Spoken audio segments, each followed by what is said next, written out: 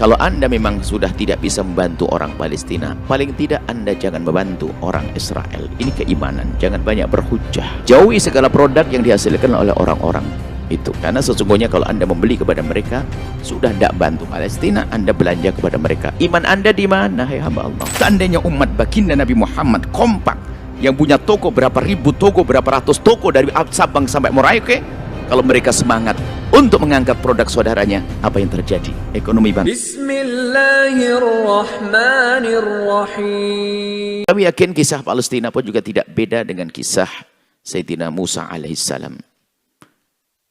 Dan kami husnudzon juga di samping kita tetap harus berjuang bahwasanya kisah Israel nanti lihat. Ya. Kisah Israel nanti yang akan menghancurkan diantaranya. Memang kaum muslimin juga akan berperang melawan mereka untuk berjihad. Akan tapi dalam diri mereka sendiri juga akan muncul orang-orang yang akan memusuhi kekejaman Israel hari ini. Maka yang sangat unik adalah kaum muslimin yang tidak peduli dengan kasus Palestina. Hatimu di mana, hai hamba Allah? Hatimu di mana, hai hamba Allah?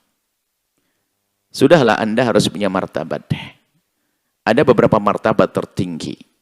Kasus Palestina, martabat tertinggi adalah mereka itu yang berada di Palestina berkorbankan jiwa dan raganya dan hartanya lenyap, jiwanya terpotong-potong pada akhirnya mati, jasadnya tersakiti dan akhirnya mati. Itu martabat tertinggi tentang Palestina. Kita martabat tertinggi kayak belum bisa. Lalu apa yang bisa kita lakukan? Kita dari jauh.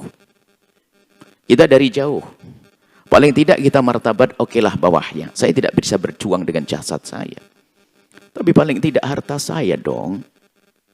Harta saya harus saya kirim ke sana untuk menolong mereka. Apa yang bisa kita lakukan? Kan begitu, ide-ide cemerlang untuk keselamatan. Membantu Palestina. Apakah Anda sudah mengeluarkan dari kocek Anda, ya hamba Allah? Perlu kejujuran, Anda tidak perlu menjawab. Karena ini masalah iman di hati. Jangan hanya pandai teriak-teriak tentang Palestina, membela Palestina, sedih dengan kecil. Tapi kocek Anda belum pernah Anda ambil untuk Palestina. Lalu Anda mau apa? Tanyakan diri Anda sendiri. Mana iman Anda?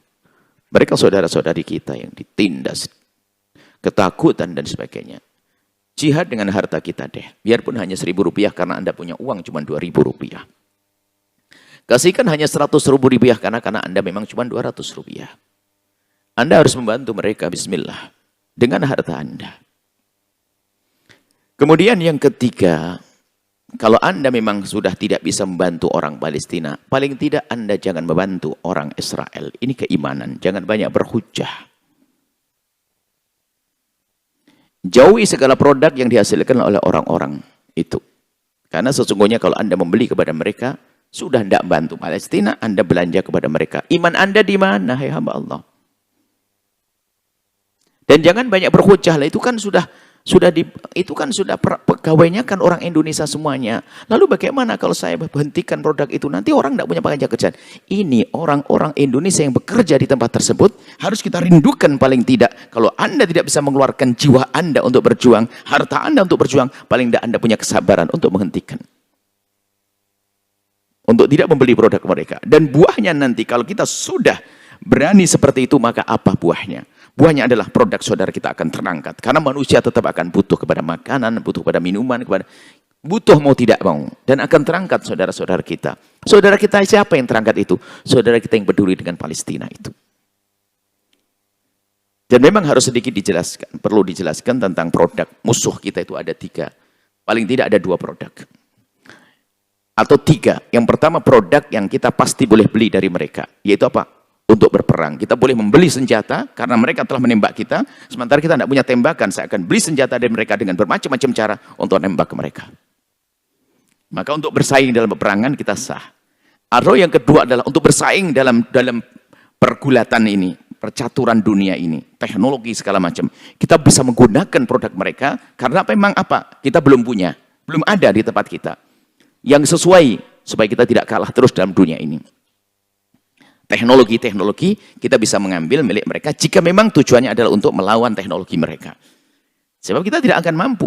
Misalnya, adapun yang ketiga adalah produk yang Anda sendiri punya. Tetangga Anda punya urusan air, urusan susu, urusan kerupuk.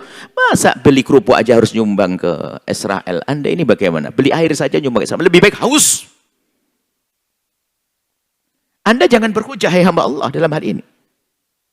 Anda sudah waktunya membeli air tetangga Anda hari ini. Anda sudah waktunya beli produk tetangga Anda. Saudara Anda.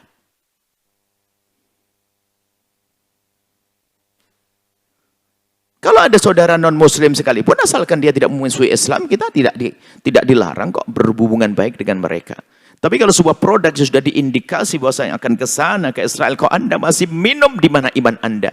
Bisa jadi satu wadah minuman atau apapun yang Anda beli itu jadi peluru yang akan ditembakkan kepada orang Islam. Ini harus ada keimanan. Yang jadi masalah adalah keroposnya iman. Jangankan dalam dunia yang seluas, yang dunia lebih luas. Di dalam dunia peperangan, di saat berperang pun ada yang berkhianat kok. Bukankah zaman Belanda dulu ada antek-antek Belanda? Itu ada dari paman-paman pejuang. Itu ada antek Belanda dia. Dia hanya mementingkan kepentingannya sendiri. Yang penting aku senang.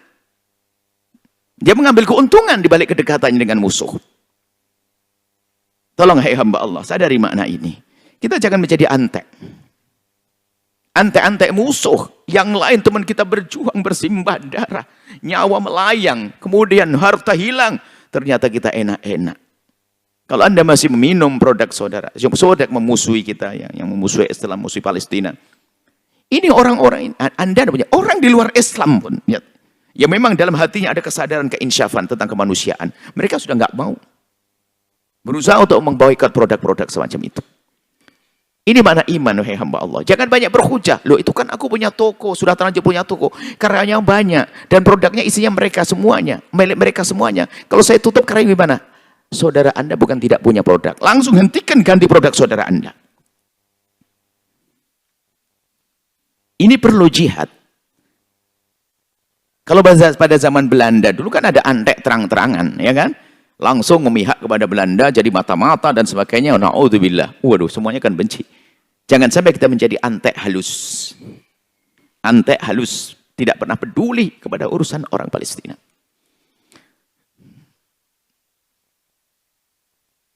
Kadang sepanjang perjalanan kita masih menemukan di tempat, di pondok pesantren, tempat dakwah dan sebagainya.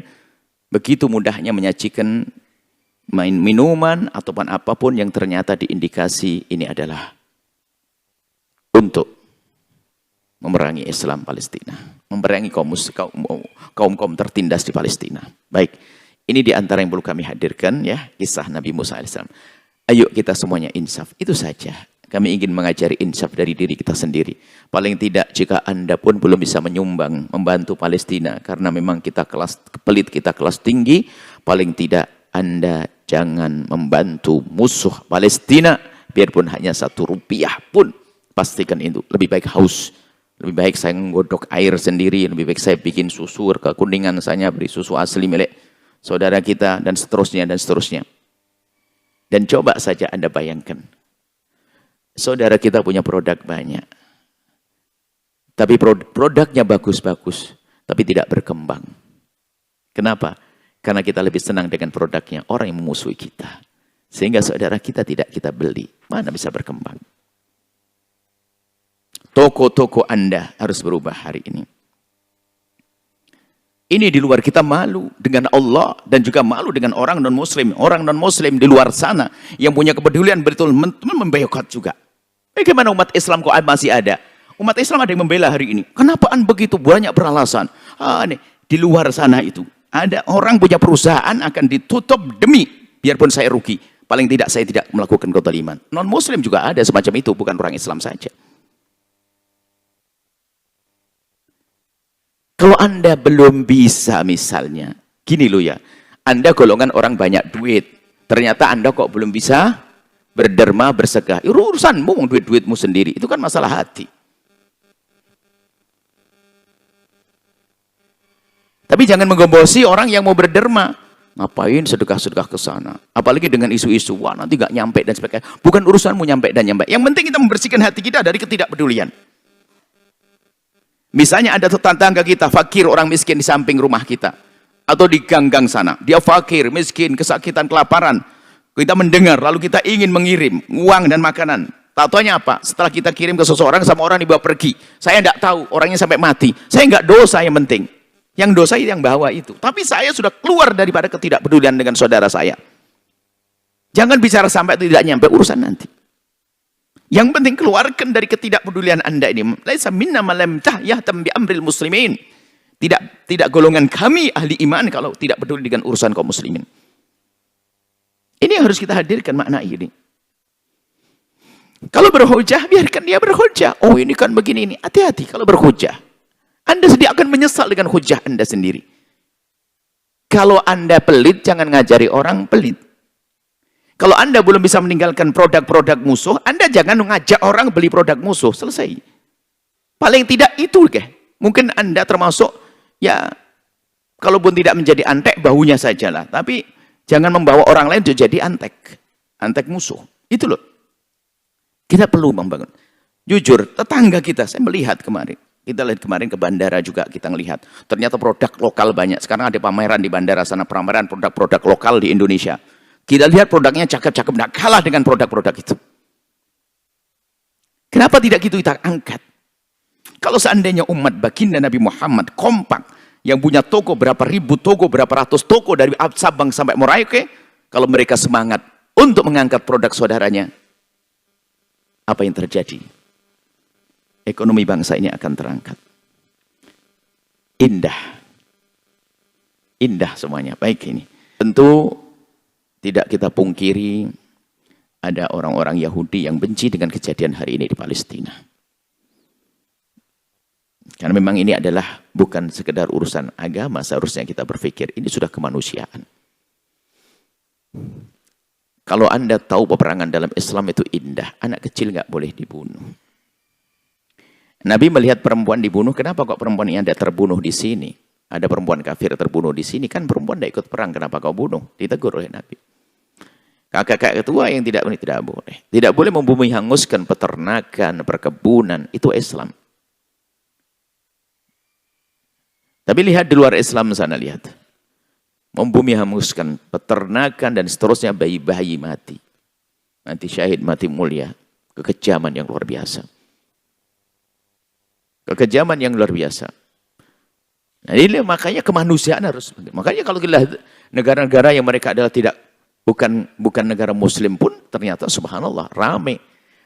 Mereka mengerti tentang ini, cuman aneh.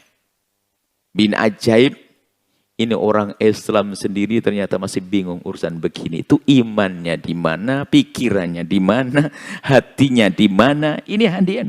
Orang non-muslim saja sudah bersemangat untuk menghentikan kekejaman ini. Lalu ini ada orang Islam masih bingung saja. Bantu atau tidak bantu. Anda ini ketinggalan. Kok masih bahas bantu, tidak bantu. Anda ini hidup di mana? Atau memang sudah tidak ada iman di dalam hatinya? Atau dia salah mendapatkan informasi, salah bergaul, salah berguru barangkali. Itu kan masalah juga. Semoga Allah menjadikan kita adalah pejuang baginda Nabi yang sejati, memperjuangkan umat, memperjuangkan kemanusiaan, mewujudkan keadilan, kedamaian, dan keindahan di dunia. Menuju kebahagiaan dan keindahan di akhirat.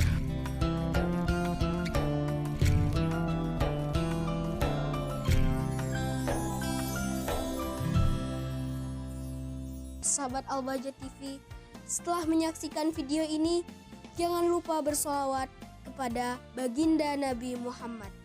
Shollu ala Nabi Muhammad. Allahumma sholli alaihi wa ala alihi wa sahbihi.